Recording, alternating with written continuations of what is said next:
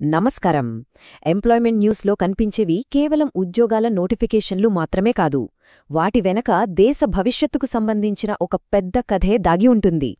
ఈరోజు మనం ఆ కథలోని వ్యూహాత్మక కెరియర్ అవకాశాల గురించి తెలుసుకోబోతున్నాం. ఈరోజు మన ప్రయాణంలో 5 ముఖ్యమైన అంశాలను చర్చిద్దాం.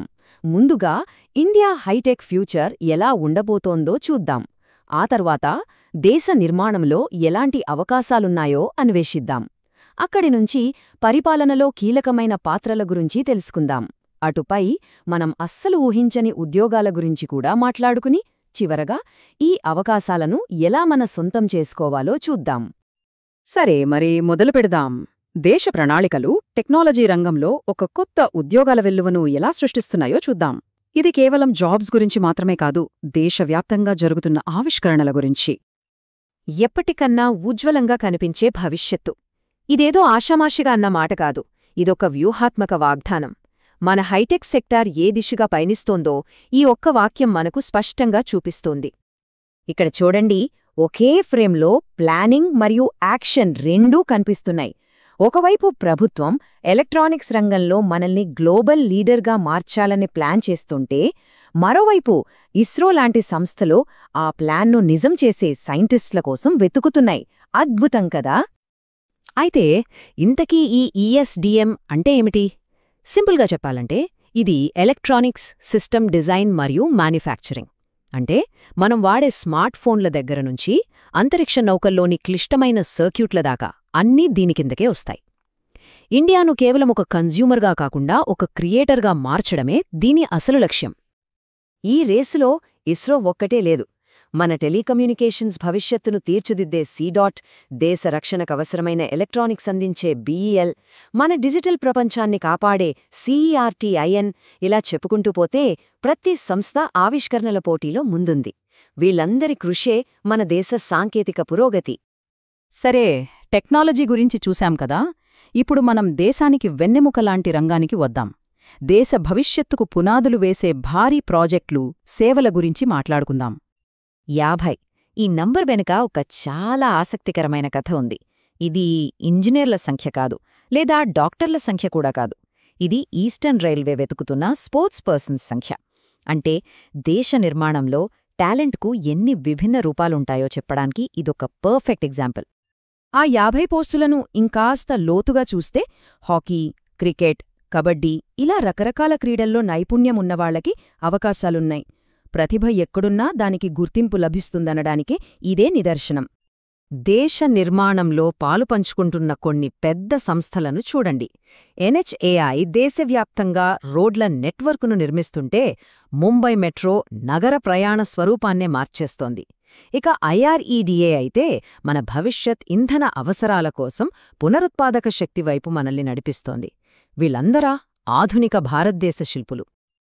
ఇప్పుడు మనం దేశ పరిపాలన యొక్క కేంద్ర స్థానంలోకి వెళ్దాం. ఇవి కేవలం ఉద్యోగాలు కావు, దేశ పాలసీలను, ఆర్థిక వ్యవస్థను శాసించే అత్యంత ప్రతిష్టాత్మకమైన పాత్రలు. ఇది మామూలు ప్రకటన కాదు, ఏకంగా రిజర్వ్ బ్యాంక్ ఆఫ్ ఇండియా నుండి వచ్చిన పిలుపు. దేశ ఆర్థిక వ్యవస్థకు దిశానిర్దేశం చేసే ఈ సంస్థలో భాగం కావటమనేది నిజంగా ఒక గొప్ప అవకాశం. ఇది అత్యంత కీలకమైన నియామకాల్లో ఒకటి అనడంలో ఎలాంటి సందేహం లేదు. చూడండి, ఆర్బీఐ ఏకంగా 120 గ్రేడ్ బి ఆఫీసర్ల కోసం చూస్తోంది. కేవలం జనరల్ పోస్ట్లే కాదు, ఎకనామిక్ పాలసీ, స్టాటిస్టిక్స్ లాంటి స్పెషల్ స్కిల్స్ ఉన్నవాళ్లకు కూడా ఇక్కడ మంచి అవకాశాలున్నాయి. ఈ నంబర్లే దీని ప్రాముఖ్యతను మనకు తెలియజేస్తున్నాయి. ఆర్బీఐ మాత్రమే కాదు, ప్రభుత్వ యంత్రాంగం సజావుగా నడవడానికి అవసరమైన కీలకమైన పరిపాలనా పదవులను యూపీఎస్సీ కూడా భర్తీ చేస్తోంది. ఇలాంటి పాత్రలు ప్రభుత్వానికి ఒక రకంగా ముఖచిత్రం లాంటివి. సరే, ప్రభుత్వ ఉద్యోగాలంటే మనకున్న కొన్ని పాతకాలపు ఆలోచనలను ఇప్పుడు పక్కన పెడదాం.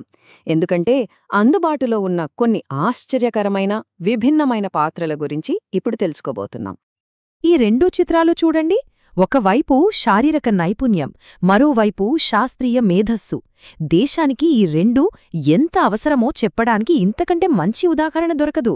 అథ్లెటిక్స్ నుండి అకాడమిక్స్ వరకు ప్రతిభావంతులకు ఇక్కడ ఎప్పుడూ చోటుంటుంది. ఈ లిస్టు చూడండి, ఎంత వైవిధ్యంగా ఉందో. క్యాన్సర్ చికిత్సలో సహాయపడే న్యూక్లియర్ మెడిసిన్ స్పెషలిస్టుల దగ్గర నుంచి మన చేనేత కళను కాపాడే నేత కార్మికుల వరకు, తర్వాతి తరాన్ని తీర్చిదిద్దే టీచర్ల నుంచి భాషా సరిహద్దులను చెరిపేసే అనువాదకుల వరకు ఇక్కడ అవకాశాల పరిధికి అంతులేదు. ఇన్ని రకాల అవకాశాల గురించి తెలుసుకున్నాం కదా, చాలా బాగుంది. కానీ ఇప్పుడు అసలు విషయానికి వద్దాం. ఈ అవకాశాలను మన జీవితంలోకి ఎలా ఆహ్వానించాలి, ఆచరణాత్మకంగా ఏం చేయాలో ఇప్పుడు చూద్దాం. అందరి మదిలో వచ్చే మొదటి ప్రశ్న ఇదే కదా, ఈ ఉద్యోగాలకు అసలు ఎలా అప్లై చేయాలి? ఈ ప్రాసెస్ చూడ్డానికి కొంచెం కష్టంగా అనిపించినా దాన్ని మనం చాలా సులభతరం చేసుకుందాం. సాధారణంగా అప్లికేషన్ ప్రాసెస్ ఈ 6 దశల్లో ఉంటుంది. అన్నింటికన్నా ముఖ్యమైన మొదటి అడుగు నోటిఫికేషన్ను క్షుణ్ణంగా చదవడం.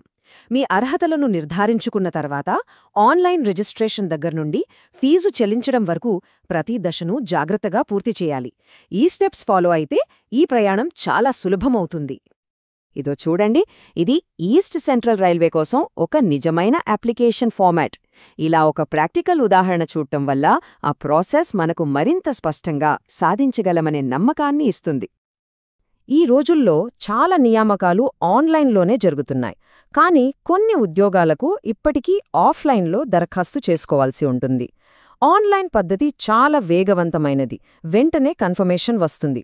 అదే ఆఫ్లైన్లో అయితే డాక్యుమెంట్లను జాగ్రత్తగా పోస్ట్ చేయాల్సి ఉంటుంది.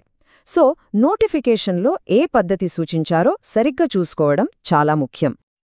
ముగింపుగా ఒక్క మాట, మనం చూసినవి కేవలం ఉద్యోగాల జాబితాలు కావు. అవి దేశ నిర్మాణంలో పాలు పంచుకోమని మనకు వస్తున్న ఆహ్వానాలు. ఇంత విస్తారమైన అవకాశాల సముద్రంలో దేశ భవిష్యత్తును తీర్చిదిద్దడంలో మన పాత్ర ఎక్కడ ఉండగలదో ప్రతి ఒక్కరూ ఆలోచించుకోవాల్సిన సమయమిది.